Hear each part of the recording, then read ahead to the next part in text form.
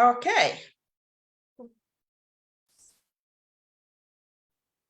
Attitudes towards mental health. We continue with our discussions on mental health because May is Mental Health Month. We've looked at the definition of mental health. We've looked at anxiety, and today we're talking about attitudes towards mental health. Hi there, my name is Akwa. I am an early intervention practitioner and co-founder of Hand in Hand Community CIC. Over to you, Nelly. Hello, I am Nelly Kwasumi, a transformational life coach with a background as social worker. So today is the 30th Families Grow Together show. And today, like Akwa said, we are continuing with mental health. Today, we will be looking at attitudes, mental health. Like we know, our environment or our community influences our mental health attitude about seeking help, talking about it, the types of support we need, and whether we decide to seek help at all or not. But then, if we don't, the symptoms or the struggles continue. So we will start off by looking at some of the factors that influences mental health attitude.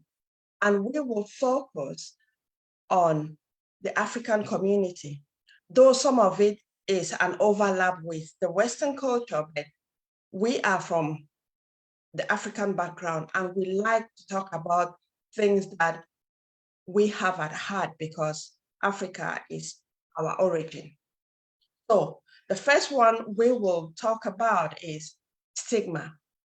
We know that there are a lot of stigmas around mental health in our community. And I'll just share a personal experience. So we just get into the flow because I like sharing my personal experience.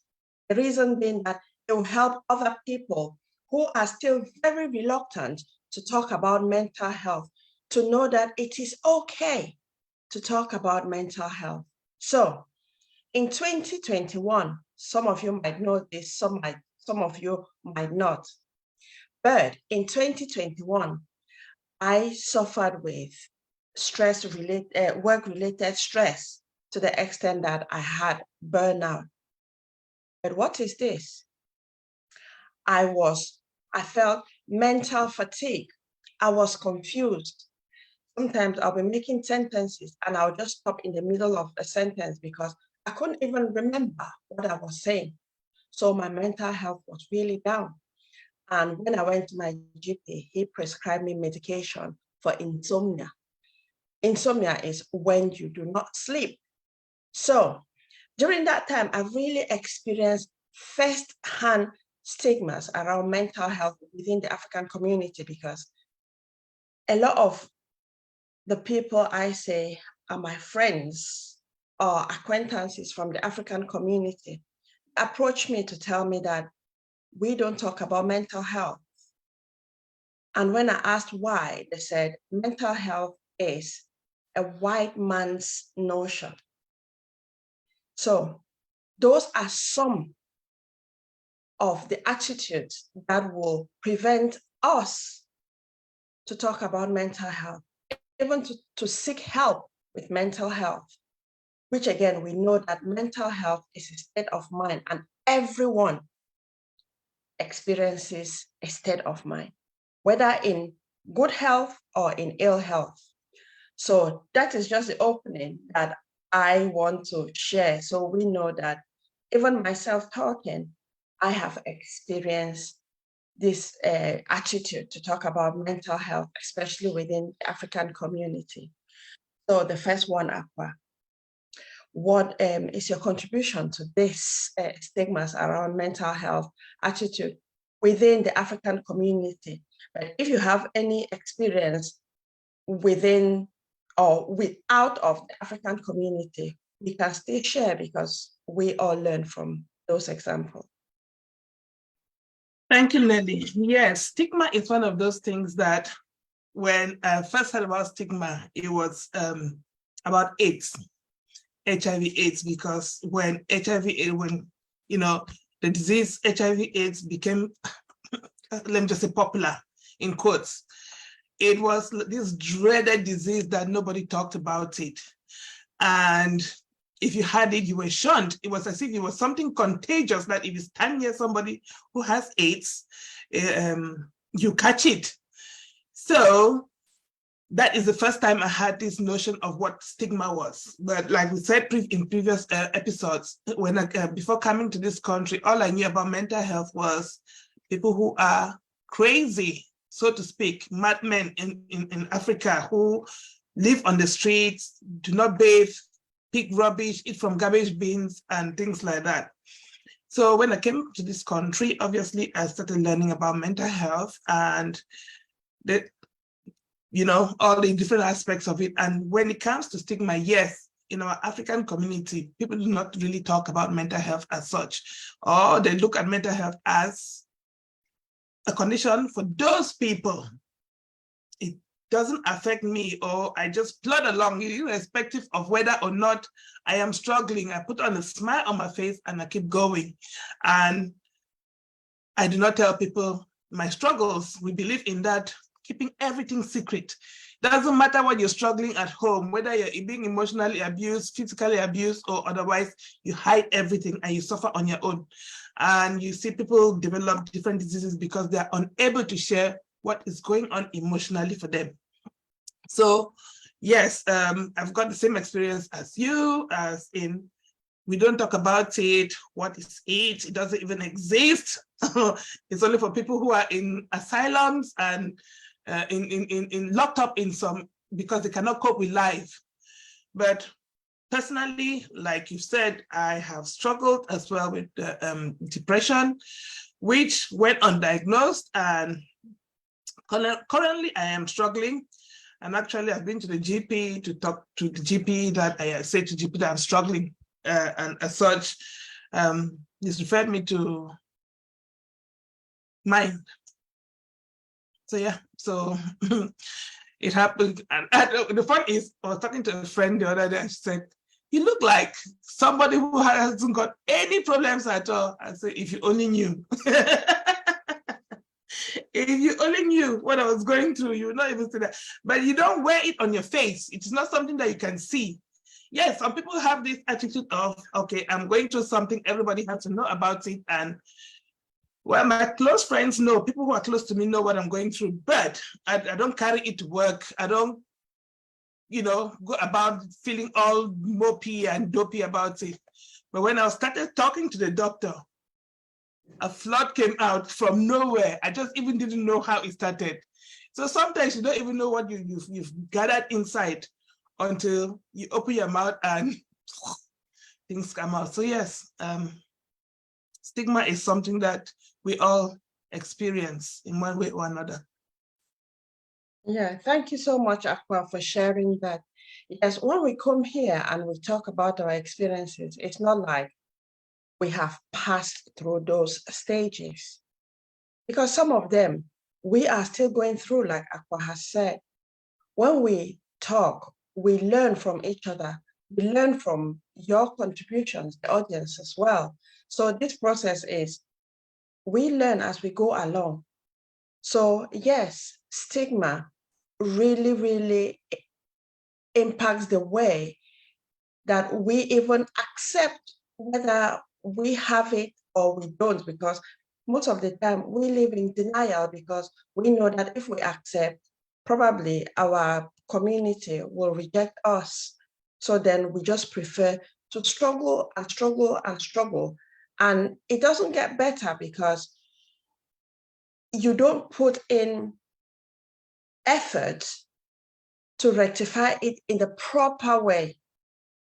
If you go to talk to, say, your family members, they will say, "Oh, you'll be fine," over time and things like that. And it is really, really discouraging, because sometimes you just want to talk to someone to listen to you. But if you talk to your family members or to your friends, like in my case, I've just shared about how felt I was rejected by my friends because I didn't want to associate me, them, and mental health. So those kind of things, they really influence how we think about mental health and even in getting help. So yeah, Aqua, thank you for sharing that. The next one I would like us to talk about is the reluctance to discuss the symptoms, because a lot of times we are in denial because we just think of the stigmas that, oh, if I want to talk about mental health, no, it's not mental health. I cannot have it. It's only them people. So now there's that difference between them and us. We cannot have it, but they can have mental health. And then we don't even want to accept. So we are in denial. And then we become very reluctant to talk about the symptoms, because sometimes there's a misunderstanding that if you start talking about something, you are calling that onto yourself. Because like we all know, ignorance is not an excuse at all. So, Aqua, I don't know if you've got anything to add on this reluctance to discuss the symptoms. Yes, I think one of the biggest things why people are reluctant to talk about mental health, or if they're struggling with it, is the fear aspect. What are people going to think about me? They'll think that I cannot cope with life. They'll think that I am weak. And it is important to understand that if you do not get help early, the consequences are going to be worse, because it's not going to affect only your mental health, it's going to affect you physically. You can develop diseases.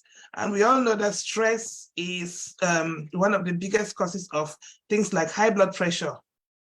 It has an impact on diabetes and weight gain and all that kind of things. So when you get help with one, like what the doctor said to me today, because I told him that I need help, even losing weight, he said, no, we need to sort your mental well-being first, and then the rest will fall into place. So it is important that when we get help, we need, because sometimes we can go to the hospital and we're talking about one thing when we need support for something else entirely.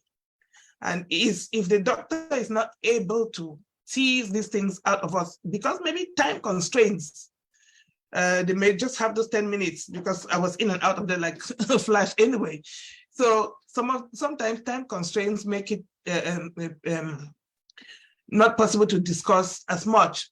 And talking to your friends as well, like you said, sometimes people are not ready to receive what you have to say. They may think, they may not know what to do with it if you tell them something that is too big for them. But sometimes talking to somebody doesn't really mean I want you to solve my problem. It means that I just want somebody to listen and say, I understand. Or even if you do not understand, just say, I am here whenever you need to talk. I may not understand, but know that you have a friend. So it is important that we have those trusted people around us with whom we can talk. Yeah, that's really true, Aqua. That's really true. And thank you for sharing that. What I just want to add is,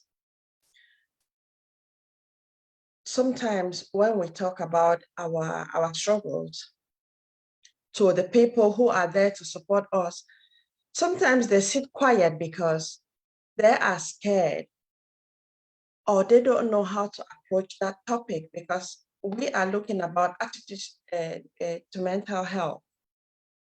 We know that first, in our community, in the African community, it's like a taboo to talk about mental health because of the stigmas around it. So if you go and you dare talk about your mental health, the struggles that you are going through, people who are not in or who are not confident enough to talk about the mental health, they might either sit quiet and say nothing, maybe not even acknowledge what you have said, because they are confused, they are scared, they don't want to say what they don't know they can say, and they don't know how to support you. So it's not that you who is struggling is the problem. Sometimes those who are there to support you don't know how to approach the topic. So then they might either say something that will either hurt you the most, or they might not say something. And if they don't say something, you might feel rejected that, oh, I've just explained this and this person doesn't even acknowledge. So in that case, it's not to take anything personal because people have their own issues. People have different ways of looking at things. And just to add on to one point that you've talked about, you can be experiencing some symptoms, physical symptoms. And when you go to the doctor, you explain only the physical symptoms. And because the doctors have limited time to attend to you, they might not be trained or be able or have time to question you, to dive deep down to find out the cause of the symptoms, the physical symptoms you are experiencing. Because sometimes we of the African culture or African community, we have very limited vocabulary to describe feelings, emotions. So we'll go and talk about physical symptoms and we'll be prescribed medication for physical symptoms when in actual fact is a mental struggle that we are experiencing. Okay, so the next one, most of them are interlinked. So the next one I'd like us to talk about is the lack of community support. What do you have on that, Aqua? I know you've said something before, but Yeah, right. Lack of community support is one big thing, especially for us as immigrants in this country. Now, most of us came to this country without maybe knowing many people here. And you come into a country where people are very individualistic. When you've come from where we're all about community, your uncle and your aunties are not very far from you, or even if they're far, your neighbors, you can just go into your neighbor's house. You share that, there's that joint kind of living, so to speak. So you know that there are always people around you with whom you talk, you laugh, even if you don't share deep things, there's always somebody around. And we live in the extended family, not necessarily your nuclear family. You always have cousins, aunties, uncles, and people coming to visit or living with you in your house. And as such, you always have people around you. So even when you're going through things, because things do happen in our African communities in the home that people do not talk about. But the fact that you're always in a crowd sometimes alleviates some of these things, and you go back. It is when you're on your own one-to-one that you struggle. Now, when it comes to support with mental health itself, it is difficult if you do not have that trusted person to whom you can speak.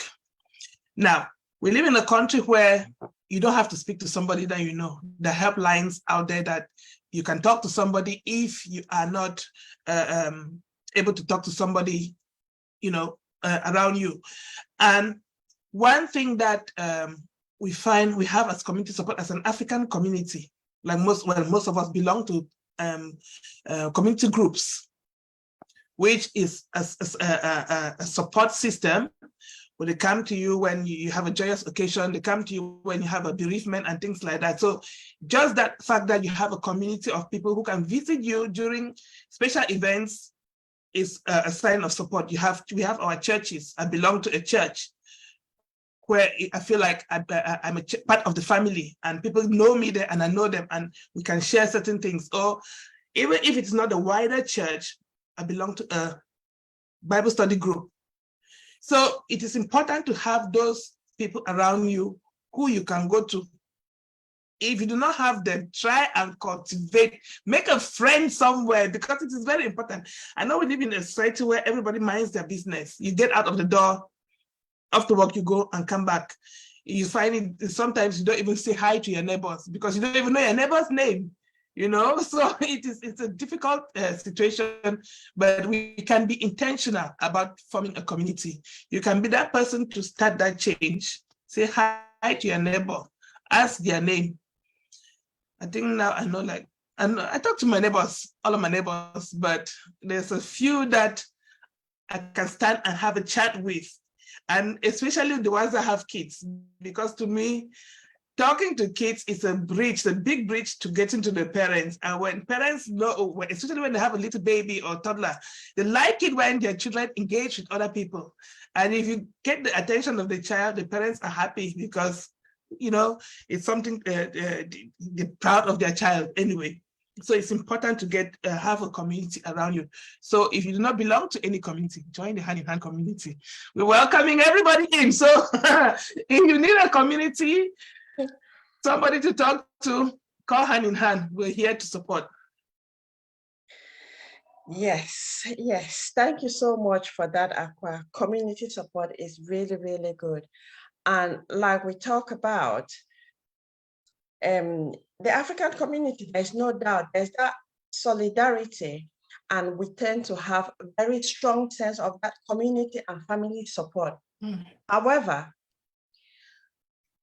we turn to, or these our communities tend to talk about superficial things. Well, yeah. And they intentionally avoiding to get into very critical issues. Yeah. Because people don't want to be seen as the odd one out. People always want to fit in the community. Oh, I want to do what he, she is doing, them are doing, so I'll just be the same. So then no one wants to stick out to be different, despite the fact that each and everyone is different from the other. So this is where, for me, the lack of community support comes in, because to talk about the matters that, or the issues that really matter to us.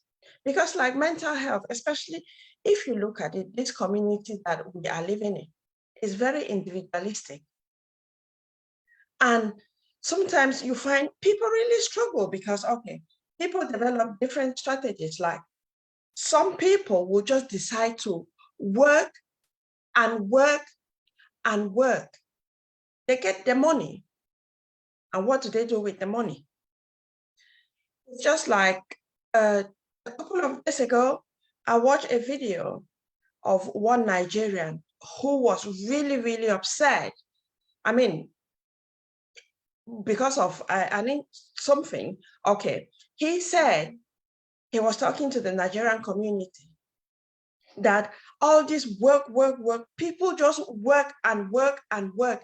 And he said, I think a day before, one woman was working. She would work from one job to the next, do a day shift, do a night shift.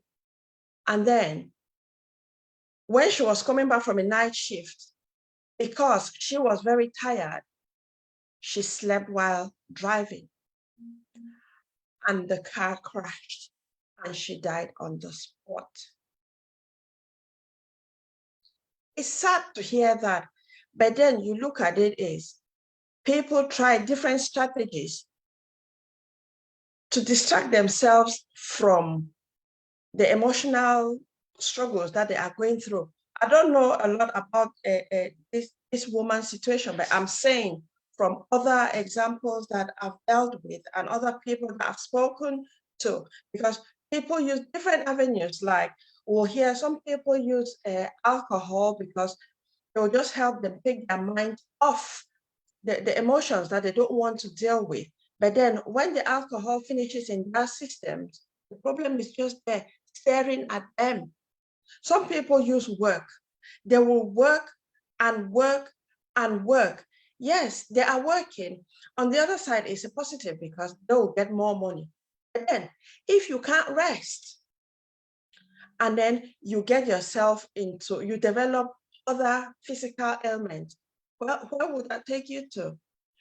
So if we as a community embrace the fact that mental health is something that we all experience, and if we keep on avoiding to talk about it, the problem will increase. Because like now, we hear of reports of cases such as suicide. You hear of a mother burning her children to death or killing her children. You hear of a husband killing the wife and things like that. Where does that come from? It doesn't just come from somewhere.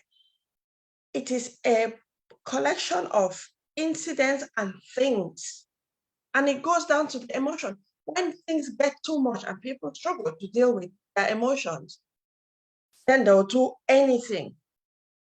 They'll do anything. It's not that they just want to do it. It's just that sometimes they are pushed to the walls. They don't know what to do.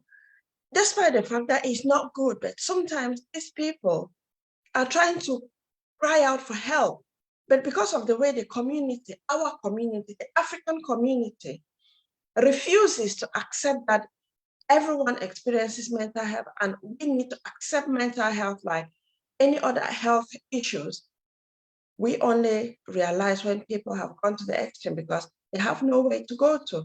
So which is why we are taking up this month to make our contribution to the awareness of mental health. Let's talk about it so that even if it's your family member or someone in the community, even at work, anywhere, they can come to you and say, I am struggling.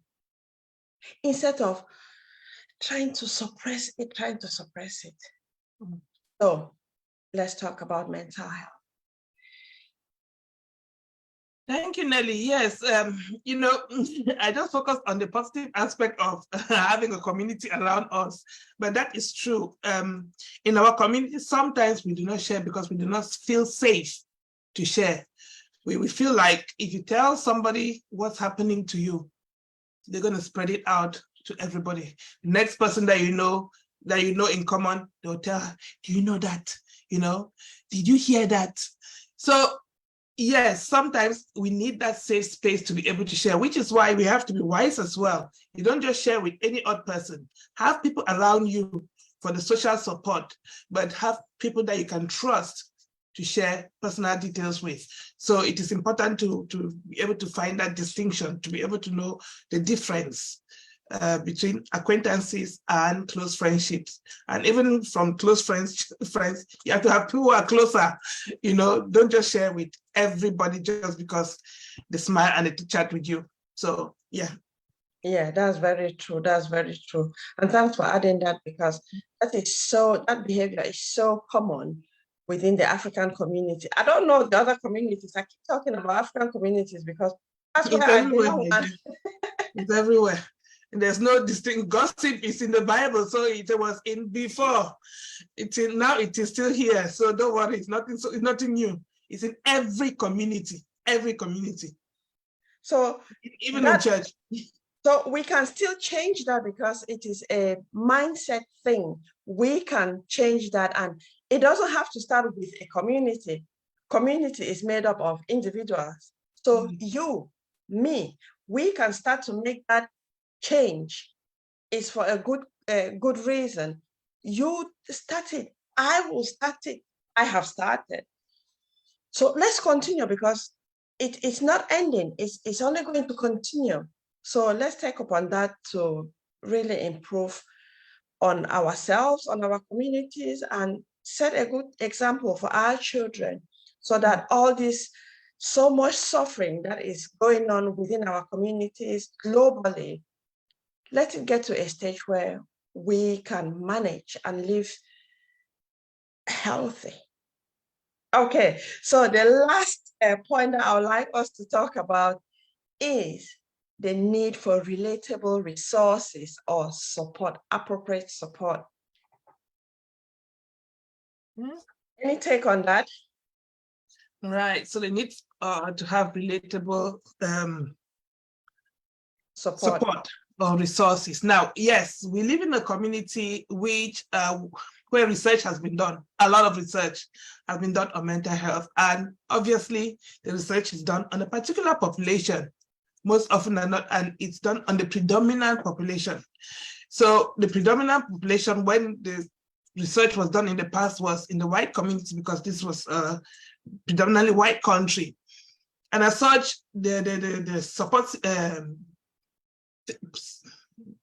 systems put in place were culturally appropriate to the white community.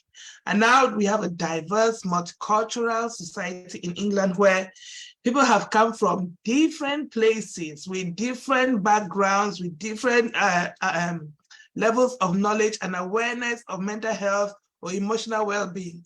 And as such, we need to train ourselves, become more aware of what it is, what mental health is and what it is not, and to be able to access support. Now, relatable resources means when you come into somebody's, or when a person comes to you, when an African, for example, comes into a GP surgery where the practitioner is maybe white, they may not be aware. You may sit there and you're talking and you're looking down, and they may think that because you're looking down, it's just because you're depressed. When no, it's not because you're depressed. Growing up, we know that you don't look at a person of authority in their face or hold eye contact. And as such, they may misinterpret the signs of your behavior, of your style of communication. So it's important to be culturally aware of what kind of support is available and of the population you're working with. So sometimes you go into surgery or you talk to a mental health practitioner and you do not exactly know what to say because you don't know how to approach the topic. You've never experienced it, or maybe you've experienced and you've not talked about it before. So you don't even know where to start the conversation. Because for example, like myself, this afternoon when I went to the GP, I sat there and he said, "How can I help you?" And I sat there and I didn't know where to start. I just burst out crying. I didn't know where to start. So sometimes you do not know what to say or how to say it. And what is available for you, you're not even aware. So it is important that we as a community find out what is available out there and talk to people. And if we find that there are discrepancies or they do not meet our needs, join, like what you do, you do, Nelly, you join equality working groups where you can contribute to the things that are being done. When I worked in the previous trust, I was part of the inclusion group because I thought, okay, I am a minority here. They want to hear what the voices of the minority are. And so join these groups where your voice can make a difference so that we learn and then have an input and we can shape the way support services are provided. Because if people are not aware that this is what the need is, then they cannot provide a solution to a problem that they're not aware exists. So if we don't engage with the mental health services or with the therapies or whatever is available, then how do you make a difference? You will just sit at the back and complain. You sit at the back and criticize. But we have to give back where we are in the country. We have received a lot. Yes, we work hard, but we have also received. So we need to give back, and we can contribute to the solutions by participating in research and stuff like that. So yes, it's important that we try and find support which is relevant to us, but if there isn't any, be the agent of change in that community. Get involved in shaping the services and in designing the services that you want. So yeah, that's what I would say to that. Yeah, thank you, Akwa. You've said so many points. I'll just pick up on a few or add something. Yes, that the support that's available or the research that was done in the past is predominantly for the white British, for the research in the UK, which is why now people of the Black community, African community, ethnic minority groups, they struggle because, just an example, on Monday, I attended a Greater Manchester Mental Health Focus Group workshop. And they were, talking about mental health. So I attended and the group were just talking about mental health and saying things. I told them, I said, listen, in my community, we don't talk about mental health just like it's mental health. And they were like, what do you mean? I said, culturally, there's a lot of, we don't just say it like that because when you talk about mental health, the first conception that people have is you are crazy, you are insane, you eat from the trash and things like that. So they could not understand. And then I had to explain to them about some of the taboos. We don't talk about it. We don't just talk about it, so we don't even have the word. And they were like, that is strange. I said, yeah, I know it is strange, which is why I'm talking about it, because those at the top who make the decisions and the policies, they put in whatever is in place without knowing what those of us at the grassroots are experiencing. And like in that room, I was the only Black person. And that's something I've become used to, because I attend meetings and I'm the only Black person in the meetings. And I'm very fine with that. Because even like today, I attended community of practice. I was the only Black person. And again, I still said the same thing, or not the same thing, similar thing about mental health. And I said, because this one that I attended today is about moving and physical activities. I took part in the research. So we went today the research is finished, but we went today to see how we can put that into practice. So I said, you can, the results is in the room, because I was the only one in the room. So like Aqua said, we need to be the change, to see the change that we want to make. Because if you want some other person to do it, some other person will be wanting some other person, and at the end, no one will take action. So I think that's why we, in hand community, we are taking it as our responsibility that despite our own personal struggles, we know that we have got to a stage where we can talk about our mental health, and we encourage you, we encourage our community, we encourage those we know that it is okay to talk about your mental health. It doesn't mean that you have to talk about your mental health in public or on social media like we are talking. You can get someone talk in private, because we are here, we started in private, to the extent that we have gathered the courage, because we want to help others, pull them out from that pit. That is why now we have the courage to talk about it. We have not gone through ours yet. Like Aqua has explained, her situation was just today that she went to the GP. So all of this is, we want to hold hands, because we are hand in hand together. Let us go. We don't want to say, oh, I'll wait for you to take an action first. No, we are setting the pace. We are setting example, so we all go. So Aqua, anything to add there before we go to the beliefs? Yes, I just wanted to add a little thing that, like we said, we want to be the change we want to see. One thing that stops a lot of people from doing anything is the fact that they don't feel qualified. They don't feel that they're qualified to say anything in that area.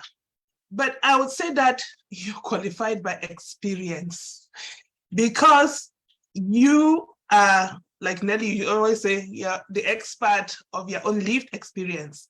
And if we do not share our experiences, because how does research work? Research is all about what people have experienced, what they're going through, what is happening.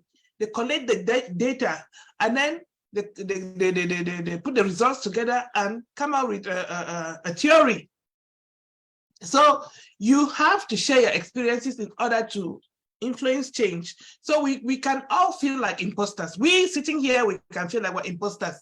I am not a trained mental health practitioner. I am early years, but I'm trained by experience. I'm trained through personal development.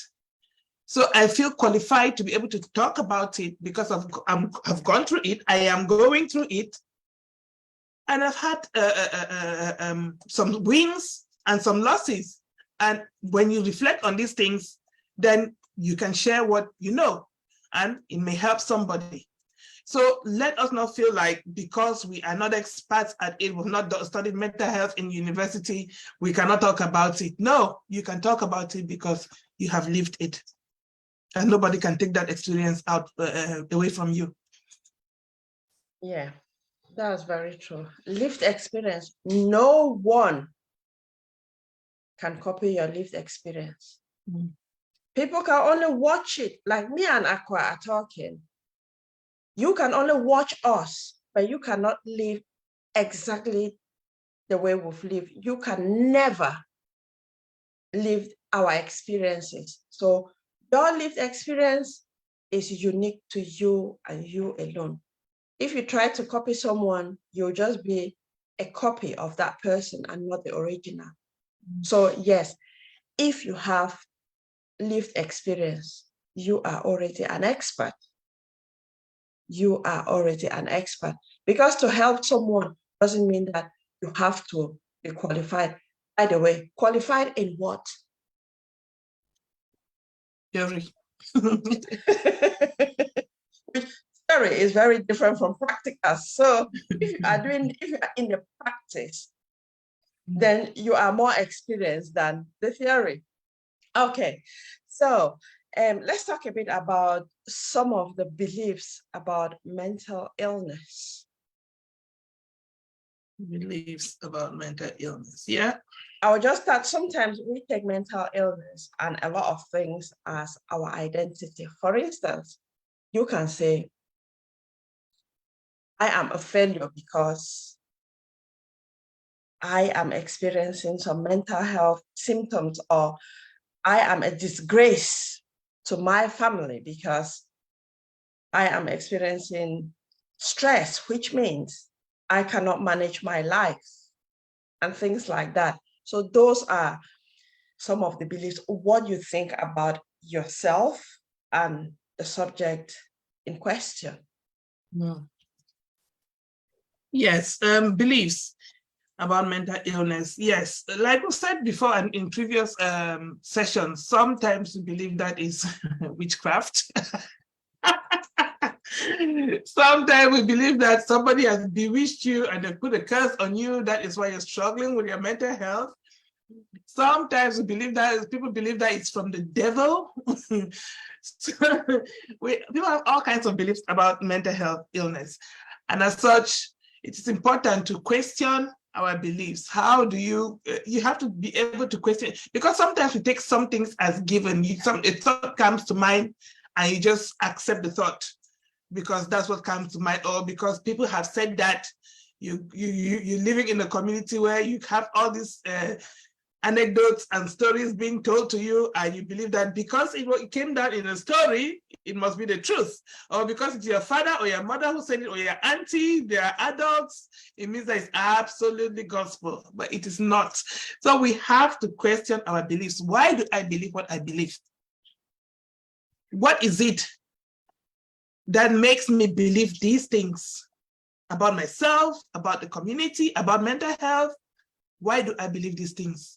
Because sometimes we do not question our beliefs because they have been handed down. Like you gave the famous example about grandma cutting the leg of lamb, throwing the head of it and putting the pan in the oven.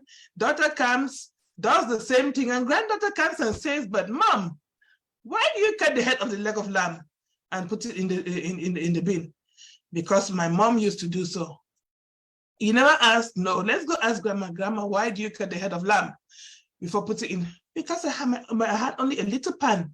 And so my pan couldn't contain all the large leg of lamb. So I cut it to fit the pan. And they've been throwing away legs of lamb, parts of their legs of lamb for years and years because they didn't know why they were doing it. So it's important to question our beliefs and our actions and why we're doing the things that we're doing. So our beliefs about mental health, it is not a curse. It is not a bewitchment. It is not that God hates you, because those are some of the beliefs that people have. You know, it is the same like you can have a cancer or a headache or a cough, you can also develop mental illness. And it's important to seek help. It is not, some people believe that when you have mental illness, that's all about you, your life is ended. No, people can thrive as you get well from cancer, as you get well from other illnesses. People have learned people have gotten well or learned how to manage it. So it's important that we do not feel like if we are struggling with mental health, that is the end of us. No, it's not the end of you. There's life after mental health illness, and the same like there's life after cancer or divorce or whatever. So yeah.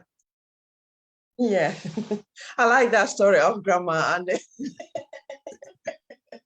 yeah, that's true. You know, there are a lot of things that we consider just the truth, and we even say it is the truth that we don't even have to question, because information was passed down to us from generations and generations. And because it has never occurred that we question those things, the way it's been done, the behaviors, the beliefs, we just carry on doing it. I remember when I started this transformational journey, I was like, I need to know a lot of things. And I just had to question. And sometimes I question myself, and I even got upset. But why do I keep on questioning and questioning? The reason why we need to be questioning everything, is that you bring it to awareness, because we have done a lot of things and they've tend to be automatic, which is why we don't even know the difference, because we just know that it's always done that way, therefore it is. For instance, people make cups of tea. Some say you put the tea back first before the water and then the milk. But then some others say, no, that's wrong. You need to put the tea back, put the milk before you put the water. Some others say, no, it's wrong. Some say, you put the milk, put the water, and put the tea back. Some say it's wrong. I just want a cup of tea, whether you make it how. So when you start questioning, but why do I make it that way? Then you are bringing that process into consciousness. And then you can be intentional to say, you know what? I have realized that this is how I used to do it. Now I want to change it and do it in a different way. And you realize that initially it will take you a longer time, but you will still come up with a cup of tea, and probably does the cup of tea the way you want. So let's not continue to be rigid with our ideas, because they are just ideas. The ideas are not us. We can change the ideas, we can adapt them. And it is just the same with mental health. Let's start questioning everything about mental health. It will help us to bring to awareness the things that we have been suppressing, those emotions or those situations that we did not want to deal with them. You might even go to realize why our forefathers did not want to talk about them. Who knows? If you don't question, you don't get the answer. So it's just to question. So thank you for that, Aqua. I would just like us to talk about some of the challenges that contribute to mental illness. I think this one will really, really be brief, because I'm looking at the time. So I'll just give a list of some of the factors. For instance, racism and discrimination. This is massive in the European countries, and we are in the UK. It is massive, racism and discrimination, stereotyping as well. You have social and economic inequalities, like I talked about initially, about this working a lot, because that's a coping strategy. So probably meet up with our bills, put food on the table and things like that. We have language barriers. Not everyone in the UK has English as the first language. There's the immigration and settlement issues, because people come into the UK, it's very different from their countries of origin, so they need to settle cultural barriers, and there are other things.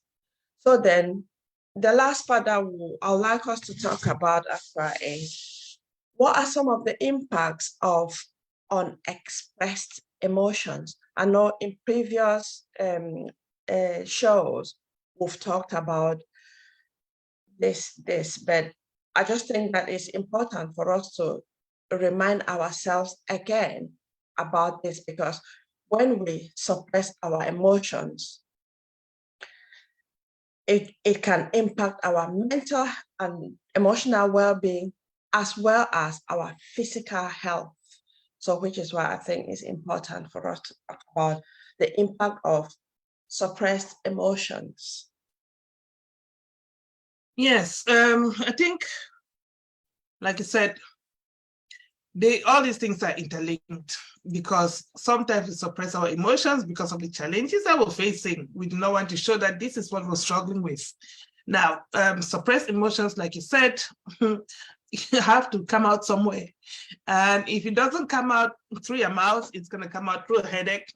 It's going to come out through hypertension, back pain, cancer, weight gain.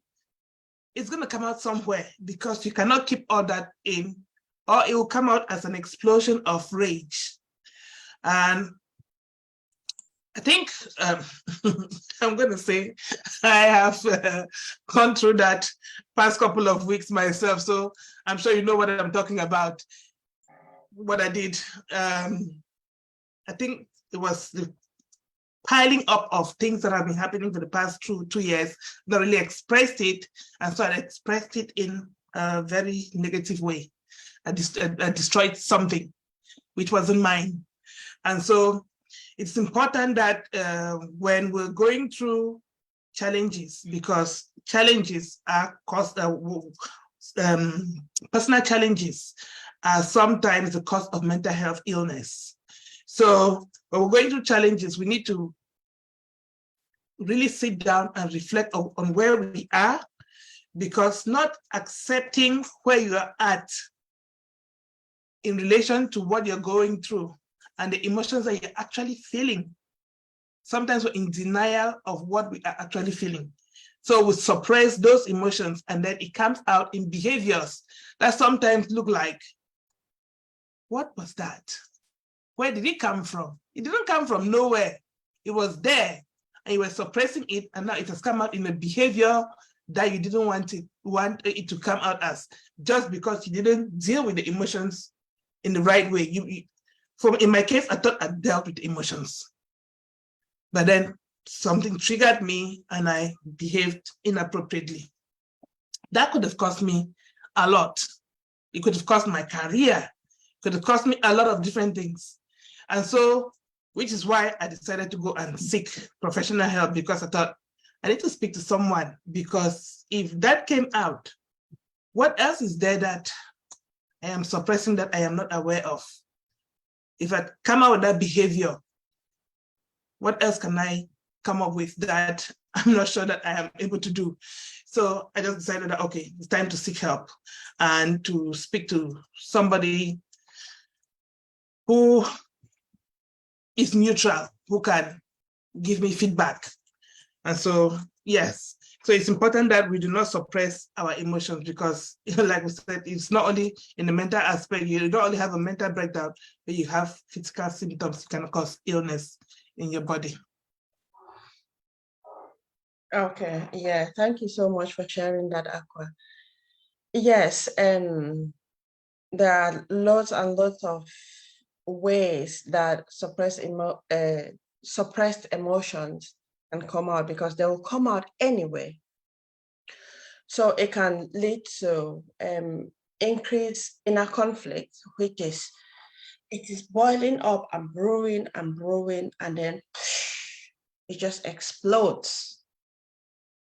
Self-doubt, self-esteem, it can impact our confidence, anger, rage. Sometimes you might feel just empty inside. It is the story that goes on in your head, what you keep on telling yourself, because you have not got into that stage to deal with it. But then the behavior, when it eventually comes out, there are always consequences, which you will need to deal with them, whether regardless of the kind of consequence, whether negative or positive, you will need to face them. And one thing that I would really like to thank you is for acknowledging and accepting that you are struggling, and then you have gone to seek for professional help. One thing that I would just like to say, I think you might be, those viewing, you might be wondering, myself as a coach, why then can Aqua not consult or consult? Why can I not consult Aqua?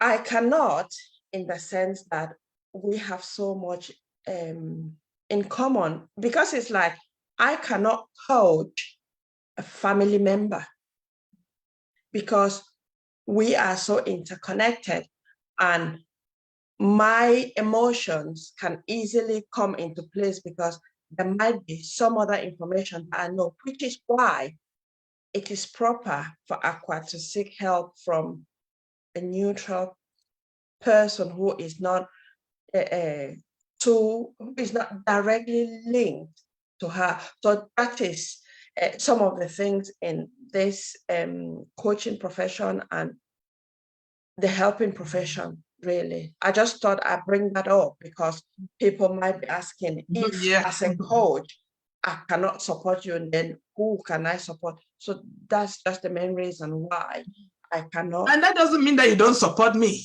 You support me in a different way. So yeah, no, I'm talking of going into coaching itself, because coaching is an alternative to counseling, talking therapy, and things like that, which we still go into the depth of whatever the cause is, those suppressed emotions. But for the reason that I cannot support Aqua in that sense is just what I've explained to you. So, so anything else to add? This your topic this today has just brought out things that were not meant to be said. No, that is why Aqua, I like impromptu. Like in our coaching, we say hot seat coaching. And just a couple of weeks, because I belong to a coaching community, and this is what we do. So we go, but first they need to ask your permission if you are ready. They give you the floor. Who wants to? So if you volunteer, like I was there a couple of weeks and I volunteered to be on the hot seat. And what that does is, in that session, because I volunteered to be on the hot seat, all the other coaches, I present what I'm struggling with. And then the other coaches, they listen to me and they ask me questions. There are no pre-planned. So it just comes like fresh. And sometimes they ask questions and they're like, what do I say? What do I say? The answer is, but it's nice because it's a safe space, because they are not there to say you need to do this. They are just helping you to get an insight, because each and everyone know their solutions, but sometimes we just need that person to support you, to say that it's all right, you are doing okay. So sometimes it's just that reassurance that we need, and someone just to listen without even saying anything, because we know the answers. But we are scared that if I take that action, how will A, B, C, D react? Would they still accept me for who I am? So it takes. Yes. One thing I would like to add is sometimes we think we don't need help because we're functioning right. We're doing what we should be doing. Now, and yes, I volunteered the information that I've shared today because I thought, well, I am going through it. If I'm going to come and sit here and talk about theoretical things and not actually share my lived experience, then I'm not helping myself, I'm not helping anybody, because we can all read a book and explain it to people. But if you cannot actually put what you're talking about into practice, then because we should be able to model what we are teaching other people. And as such, what I wanted to add was the fact that sometimes we feel that we have dealt with things because we have maybe put them somewhere, box them in a little tiny box and put a lock on it, and going about our life, and we're doing things and we think that we've dealt with it. If somebody had told me that, I'll go and sit in a doctor's office and he says, how can I help you? And I break down, nobody would have said, I couldn't have even thought about it in advance.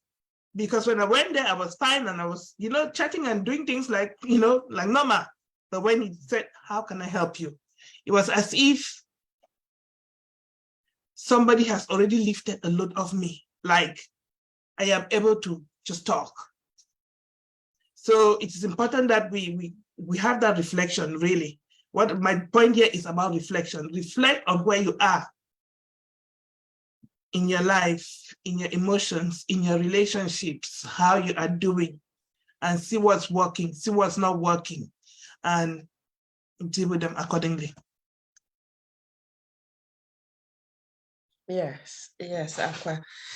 Thank you so much for sharing that. And yeah, like we say, is you think that you have dealt with it all, but then someone says something and it just hits you really, really hard, and you don't know where that came from. But it's good because when you are dealing with it, you will realize where that came from, and it is something that needs to be dealt with. Mm-hmm. So yeah, please let us talk about mental health. Like, I'll just share this little one. Like, I remember when I was off sick because of my mental health fatigue in 2021, I felt really guilty because those in my community, I always say those in my community, they were like, oh, Nelly, you look good. What is it with you? I'm like, my head. And I'm like, what do you mean by your head? Because I knew that even explaining it, I'll really struggle to, I mean, not that they'll understand, but they'll choose not to understand. Mm-hmm. And I was like, I'm not working because I'm struggling with my mental health. But then they kept on referring to my physical health, that you look good. I'm like, yeah, I look good because that is the physical part that you are looking at. But I'm talking of mental. It's only in my head. You cannot see it. I am the one who is experiencing whatever I am experiencing.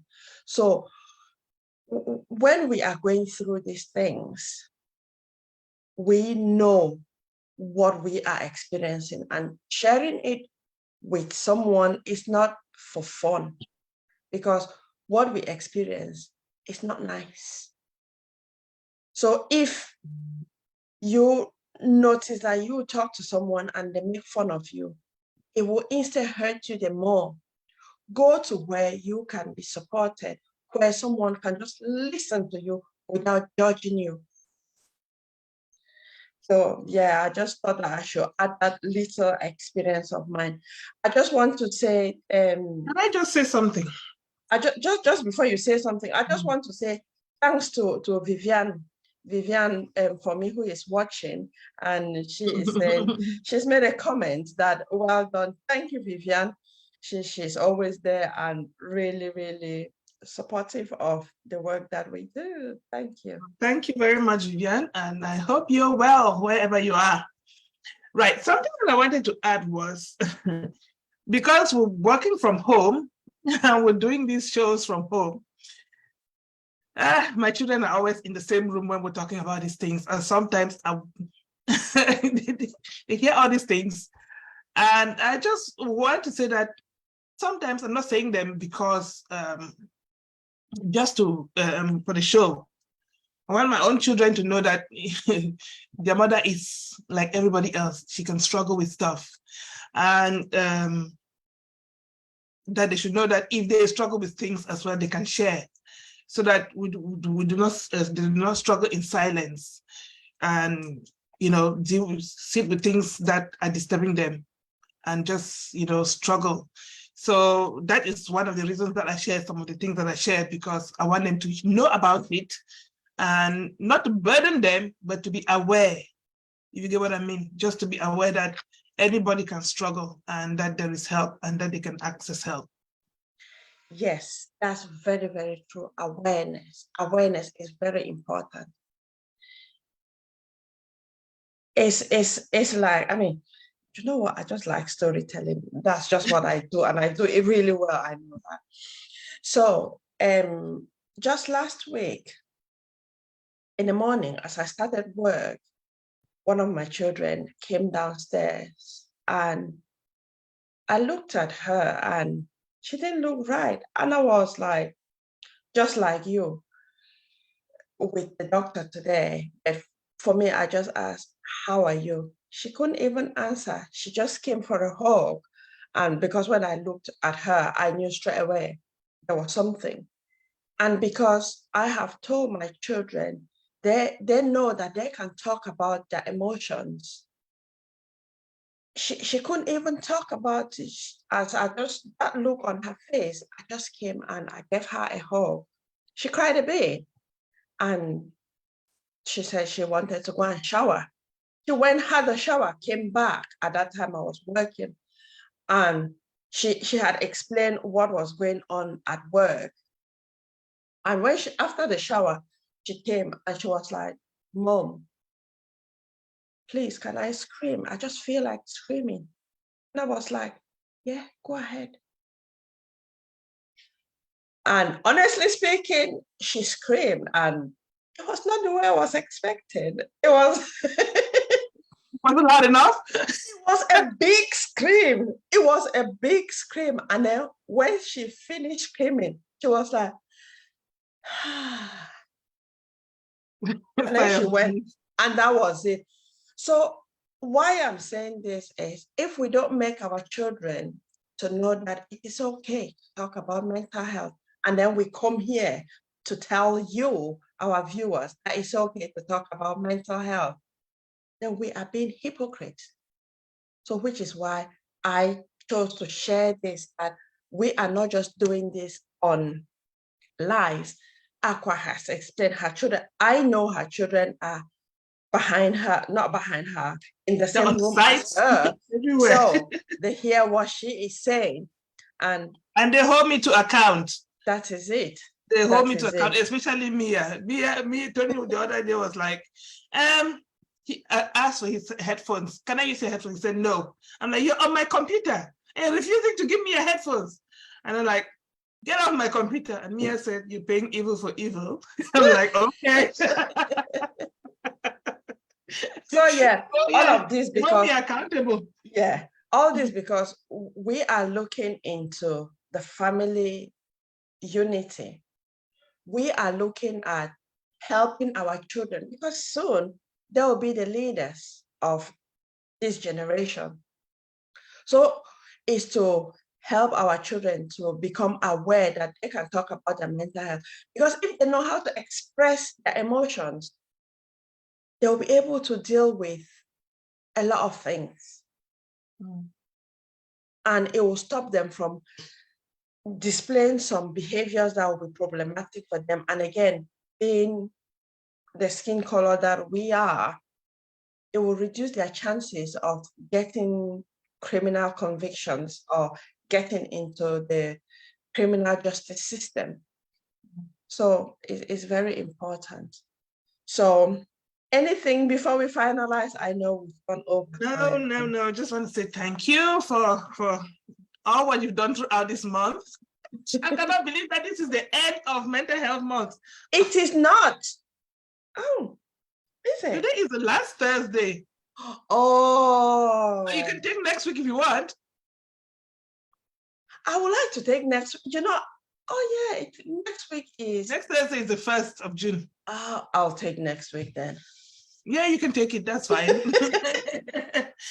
Yeah, I was thinking that next week. Anyway, I'll take next week. Okay. Right, So fine. thank you so much. If you want to find out about us, you visit our website, which is www.hanhandcommunitycic.com. That is handhandcommunitycic.com. Thank you so much. And we look forward to seeing you next Thursday for the last session on mental health. And that one will be giving you where to get help. Thank you so much and have a nice rest of the evening. Bye. Bye.